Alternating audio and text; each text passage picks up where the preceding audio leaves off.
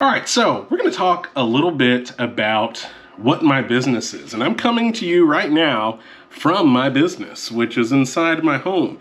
This was formerly the family room, or part family room, part dining room of my house. And now it's a print shop. Behind me, you'll see this relatively new Xerox printing press. Directly behind me is the fiery controller for that printing press. And then right over here, back in the corner this is actually the front door of my house. This is the main door of my house, and it's totally blocked. This is a direct-to-garment printer, which you'll find these all over the internet for exorbitant amounts of money, like $20,000, $30,000 sometimes. This did not cost me anywhere near that. I couldn't imagine spending $30,000 on that. Oh my God. And then some other stuff over here. This is my business. This is how I survive, especially right now. I love this stuff. What's important about all of this is that this was not a large investment. Now, it was sizable. It was the kind of money that I just wouldn't normally have laying around. And we'll talk later on about how I actually funded this stuff. This is the kind of investment that anybody that really went after it and put money away, you could get into something like this. Direct-to-garment printer, kind of a different story. I built that.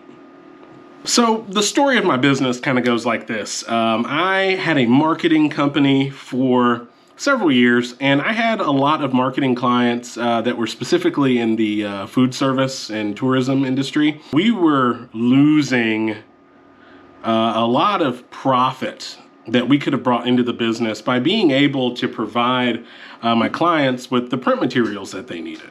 As a way to recover what I viewed as lost profits, that's kind of where all this came from. Fast forward a little bit, and I haven't been making anything for clients. I have been making, wait for it, greeting cards. Well, this is a Valentine's Day card that, what did I do? I think I messed up the cut on it or something, but greeting cards.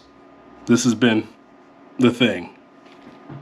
I never expected my life to take a turn where greeting cards would be my thing. I started making cards for Valentine's Day, and I saw how high the margins were on this stuff. I mean, this is a 2-cent piece of cardstock. There's about a penny worth of toner on this, and I can sell these all day for $5. This is great. It's really and truly a case of the market told me what I needed to sell. I bought all this stuff for one purpose, have yet to use it for that.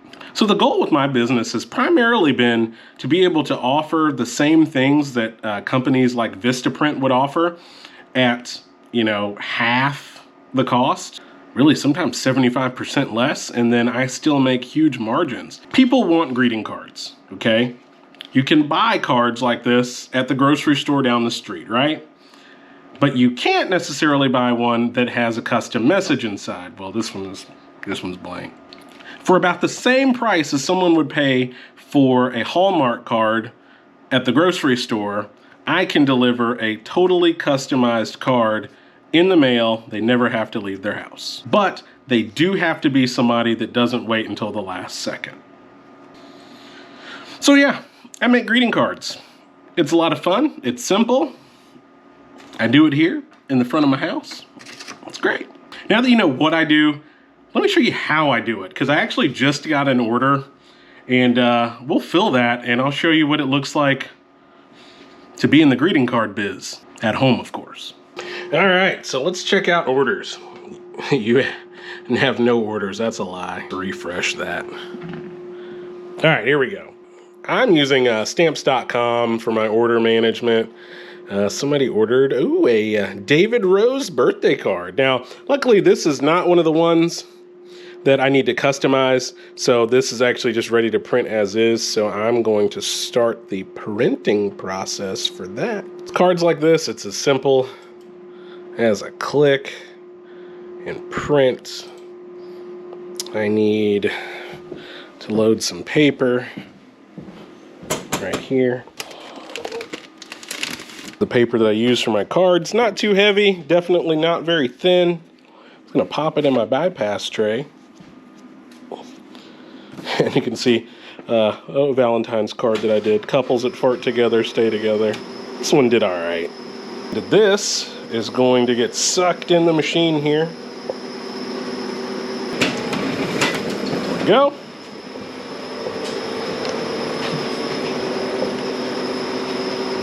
And it'll come out down here in just a second. Already folded, just has to be trimmed. While I was just printing that, another order came in. It's a good chance that it's the same card. To refresh that. Yeah, same card. Just do that one more time. That was exciting. I'm glad.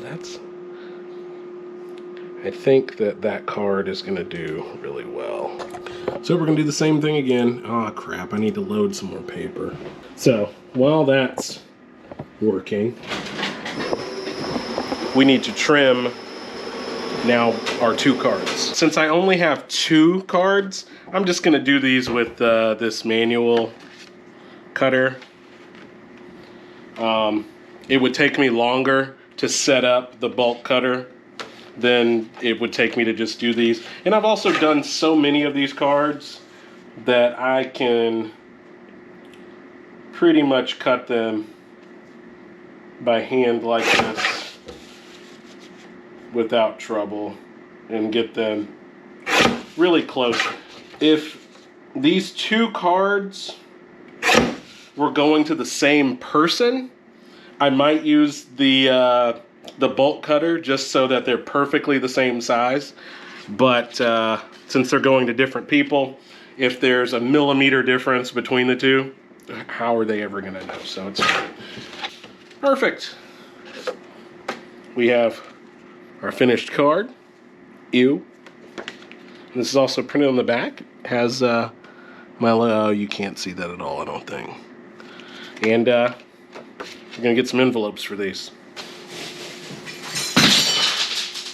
Had a little mishap back there. Whoops. So my envelopes, I buy them usually about 100 at a time.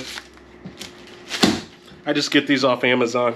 No big deal. When I first started doing this, I would just kind of put the card in like that and then drop this in a mailer. But I found that the results are a little bit better if I put the card inside the envelope. So I take a few extra seconds to actually put it in the envelope. I find that it being in the envelope for a couple of days in transit, it makes for a little bit of a flatter card.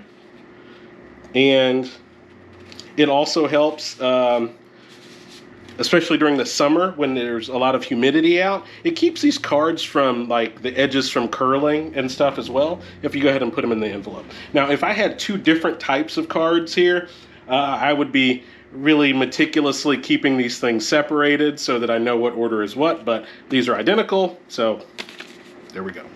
Back to the computer. Document mailers in bulk. I need 2 of these guys. And what we need to do is just get a weight. The weight on that is 4 ounces. In this case, the shipping is going to cost me $1.60. I've charged the customer $1. I kind of just eat it. I like for the shipping charge to be low, but I also like to account for at least the mailer, which cost me about 70 cents. I have the $1 in the card already, so the net profit on one of these cards is about $3.75. But, I mean, I did this in 45 seconds. Label print. Booyah! And we'll do the same thing with the other one, but I'm just showing you one.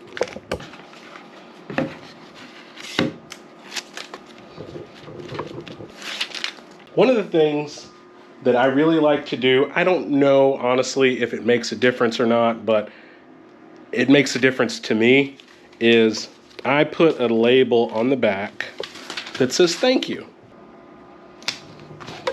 And on the back of all my packages, it says, thank you for supporting small business. That's something, it's probably, it's a negligible expense, but it's one of those things, it makes me feel good. So I just am in a habit of doing that.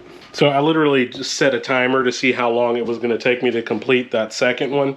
It took me about 45 seconds to get this packed up and ready to ship. So I just like to make a little stack of my orders right next to this photo of my mother and I. These will go out in the morning. So that was a little odd to have a couple of rapid fire orders like that. Expect maybe 1 to 2 more tonight. Usually Monday through Wednesday is kind of when these things happen. I think people they find things they like over the weekend. They kind of sleep on it a little bit and then start ordering at the beginning of the week so that they can get things before the weekend. That kind of seems to be the pattern with me, anyway. So as you can see, this type of business, guys, this is really easy. This is, I think of all the different entrepreneurial things that I've done, this is probably my favorite, but it's also the easiest in that it's not a ton of labor usually. That's not the case all the time, but it's also super flexible. Like with cards and especially ones like I just did, I have those set up on my Etsy to where they'll basically go out the same or the next day. But the ones where they require customization and I need to get on Photoshop and add text and stuff like that, I have it set up where I give myself a little bit of extra time. So there's never really urgency. Like if I wanted to just not deal with those tonight and deal with them tomorrow before I went to the post office, it's fine. No big deal. So in future videos, we'll go a little bit more in depth as to sort of how this business works. And if you are an Etsy seller in particular, what you could expect from a store that's crafting, because I would put this in the arts and crafts category, but all I'm doing is clicking a button. But thank you guys again so much for watching. Let me know in the comments if you have any questions about having a home-based printing business. Like I said before, I'm going to get into the how of this commercial press in my house, and then we'll also talk about how I'm getting this out of my dining room, basically, and into somewhere that'll be a bit more comfortable for everyone involved. So thank you guys so much for watching. We'll see you next time. Happy business!